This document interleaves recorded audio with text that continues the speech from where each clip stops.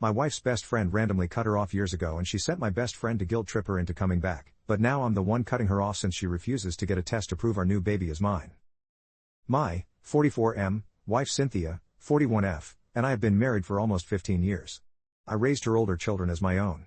We have 2 kids together and one that she just gave birth to, but I won't sign the birth certificate until I get a DNA test. Back in 2014, we had a huge crisis due to her infidelity. Her AP was her supervisor, and I only found out when she was abruptly fired and the company filed a case against her for allegations that I won't discuss here. Her supervisor was a co-defendant. She had to come clean about the whole thing, including having had an affair that lasted 2 years. I completely lost all trust in her. I requested paternity tests on our kids together, they are mine, got a lawyer, and moved out. I eventually forgave her and tried to move on because the pain of breaking up our family and not seeing the kids every day was unbearable. We had a very good run until now. Our relationship felt stronger. The sex was great, I felt like she was the woman that I fell in love with and was very happy that I gave us another chance. Years ago, her best friend Dana, 42F, cut her off. They were friends since grade school, but Dana abruptly ended the friendship, changed her number, and even blocked me and our older kids everywhere. Cynthia expressed sadness about it for years and often talked about Dana like a true sister. When my wife got pregnant, with this last baby, she got very depressed about everything. Dana was our go-to person in case of emergency, so I thought maybe some type of closure would help. I managed to get Dana's contact information from a friend in common and asked if she would be willing to talk. To my surprise, she was interested. The conversation wasn't what I expected. She called me a flying monkey and said I ought to be ashamed for enabling my wife.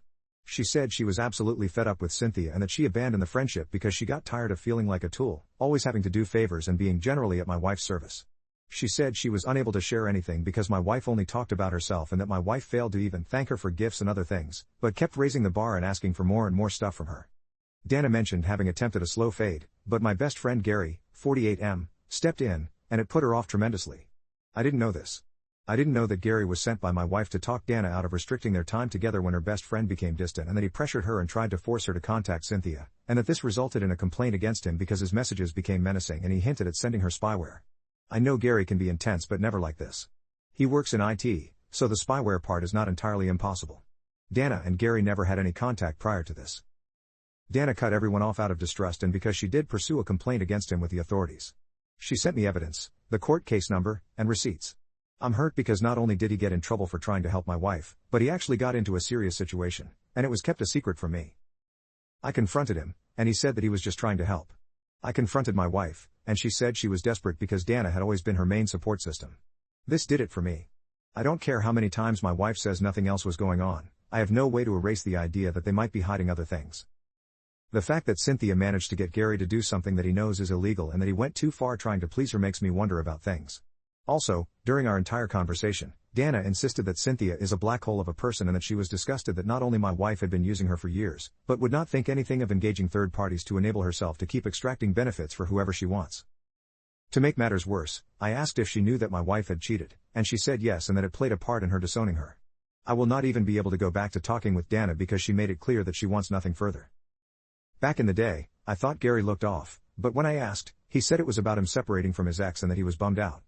I talked to Cynthia about it. I told her that I reached out to Dana and what she said. She looked horrified. We went over that for days until I couldn't take it anymore and asked if she and Gary had any time of inappropriate involvement. She reacted, angry, and seemed very offended. Also, now I feel that maybe her depression over Dana wasn't real.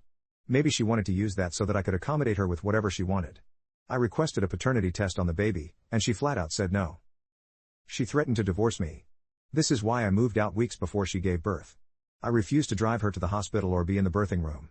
All I'm asking is for confirmation that it's my child and she isn't acting cooperative. She tried to deny Dana's complaint to the authorities, despite me offering evidence. Gary has apologized for keeping secrets, but he's denying ever sleeping with her. I'm anxious, but sometimes, I get very numb and wonder if I'm being crazy. I understand that Dana was very right to act the way that she did, but I have no evidence of cheating or an affair between Cynthia and Gary. This has affected my health, and sometimes I feel that the less I see or hear from Cynthia, the less chances to get an anxiety or panic attack. Obviously, my family knows that we are separated and are showing divided opinions. Some say that I was impulsive and that I'm jumping to conclusions. They didn't know about her cheating years ago. I'm not meeting the new baby until she can prove my paternity. She's having health issues related to post-birth. I'm present for my kids and haven't skipped on my duties, but told her to either have a relative come help her out or move to their place temporarily because I will not be helping her in any way until this is resolved. She says that I'm being abusive and that being alone in the maternity ward was humiliating. Am I a jerk?